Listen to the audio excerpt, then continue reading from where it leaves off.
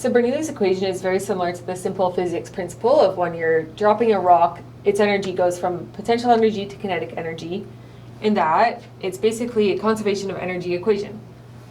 There's 4 requirements that must be met for you to be able to apply the Bernoulli's equation, and they are that first, the flow is steady, so it's not changing with time. Second, that the flow is incompressible, meaning that the density is a constant. Third, that the flow is frictionless, so there's not really any viscous factors within it that are causing losses of energy due to friction. And finally, the flow must be along a streamline, so it cannot be passing through pumps or turbines, which would be stripping or adding energy to the system.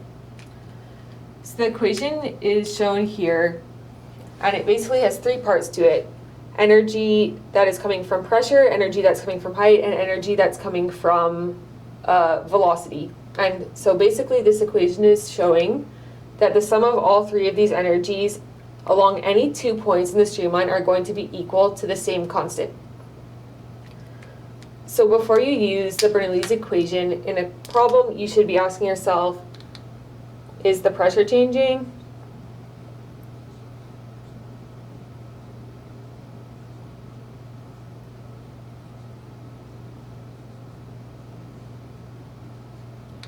Is the height changing?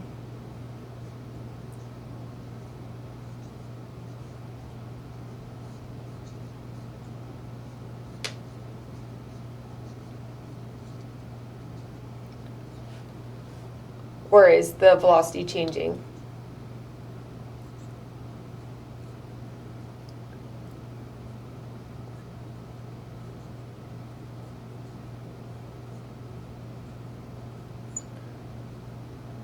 And those will be indicators of which terms you should be including in the equation to solve the problem.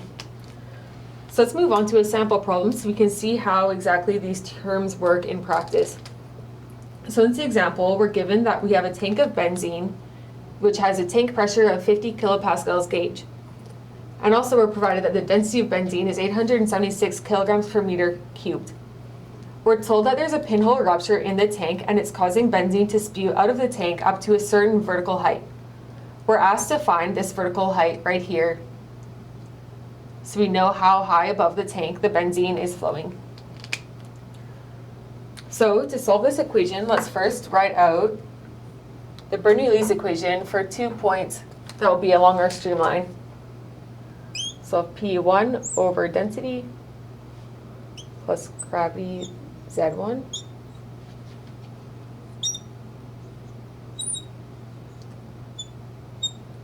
and at any 2 points along a streamline, which we are going to choose in a moment, the energy is going to be the same. So we'll be writing P2 plus gravity Z2 plus V2 squared over 2. And now to solve this equation, to solve the height of the benzene, we're going to be wanting to choose a point which is at the top of its height, so we know what the Z is. So that we'll call point 2. Then we'll choose a point within the tank, let's say like right here, to be point 1. And we can see that it's clearly a streamline, and we're going to be making the assumptions that it's a steady flow, that it's incompressible, and that it's frictionless as well.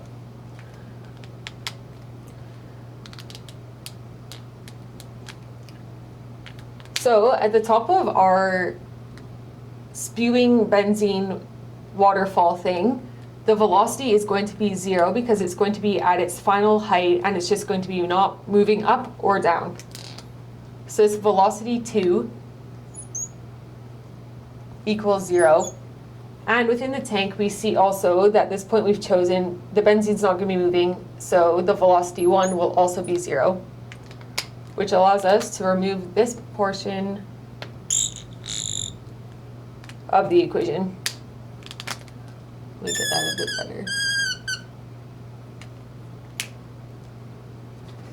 better. Further, if we make this point to be our baseline and say that it's equal in line with like height 0, we can say that Z1 equals 0 as well.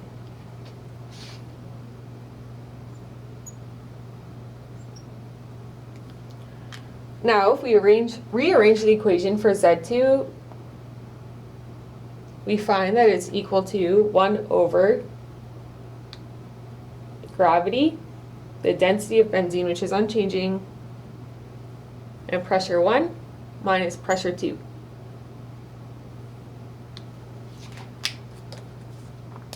And pressure 1 being inside of the tank is equal to pressure of the atmosphere plus pressure of the gauge. Pressure 2 being outside is simply pressure of the atmosphere. So then our equation becomes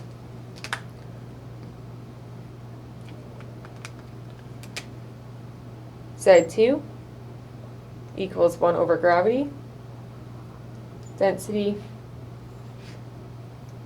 P atmosphere, plus P gauge, minus pressure atmosphere,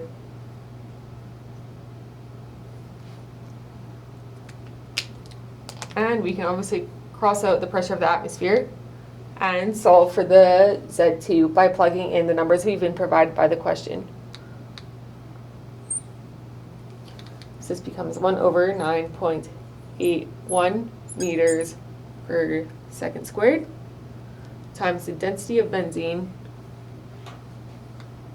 876,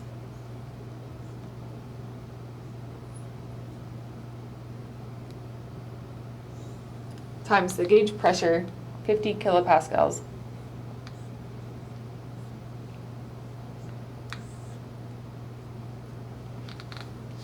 And with the unit conversion of 1,000 pascals per kilopascal, and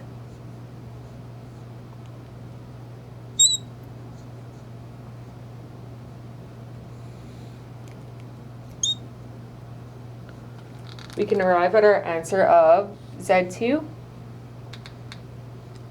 is equal to 5.82 meters.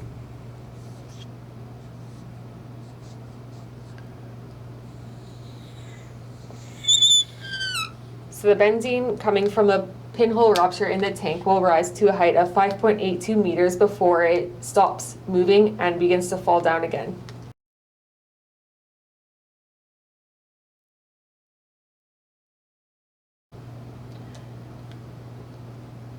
So in this example problem, we're asked to find the velocity at point 2, which is right here in the smaller contraction, as a function of the fluid density, the change in pressure, the diameter at point 1, and the diameter at point 2.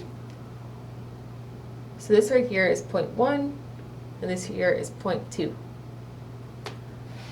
We were provided a manometer at the bottom here, which is going to show the delta P between point 1 and point 2.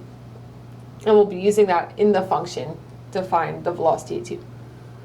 So let's start by assuming that all of our requirements are met, that there's steady flow, incompressible flow, frictionless flow, and that the flow is along a streamline.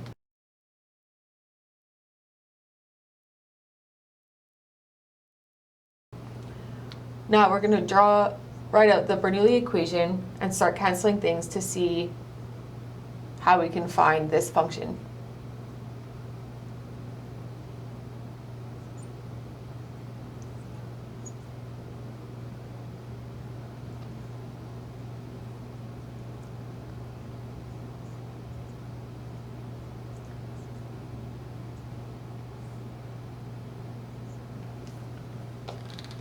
And this should be 2, not v2 squared.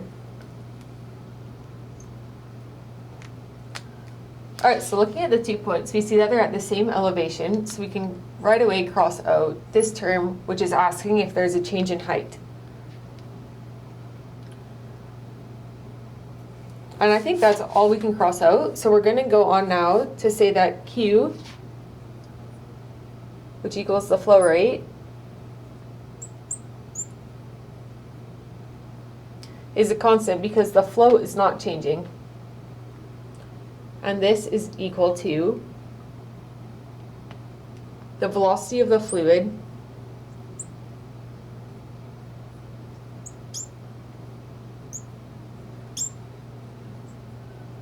times the area that is passing through.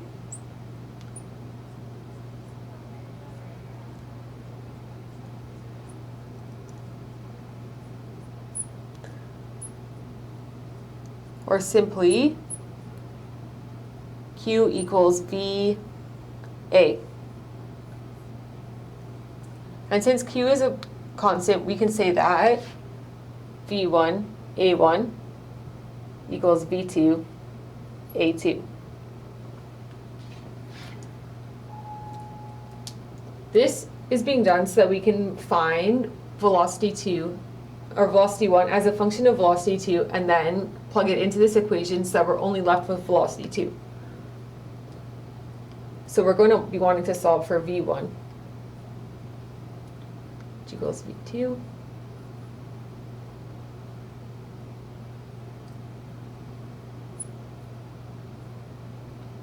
And using the diameters to define the areas, we get V2 quarter D2 squared pi over quarter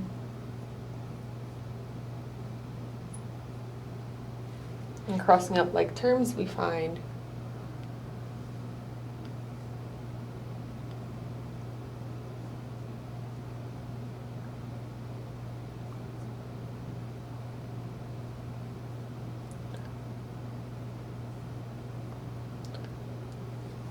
so now we're going to be taking this relationship we just found and plugging it into here so we can solve again for V2.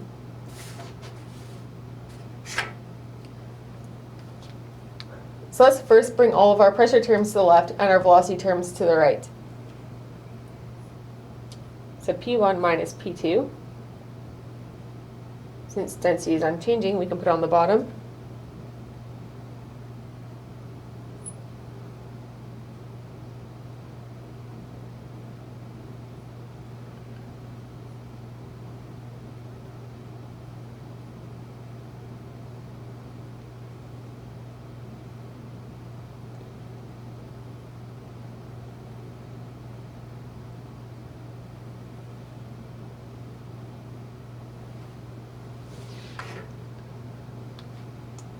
And now isolating for velocity 2.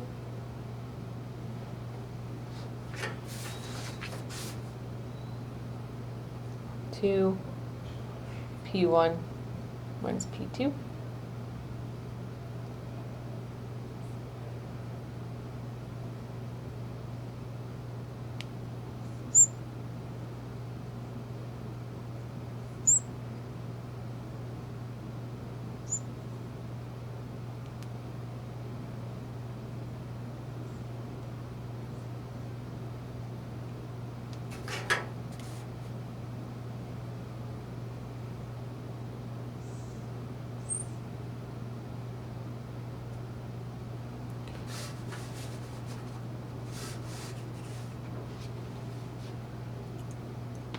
So we can take this out of the right-hand side now and say that velocity 2 squared 1 minus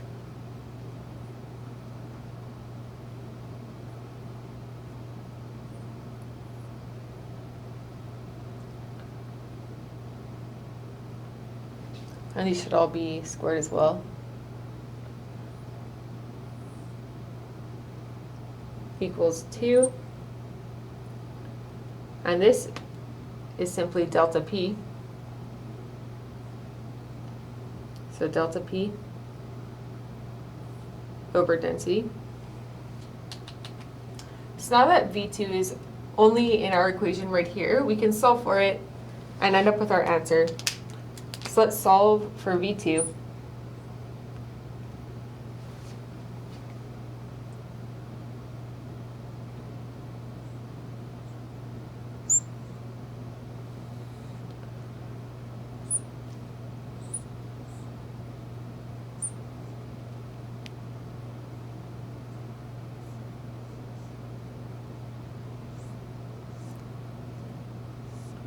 And this is all to the power of half.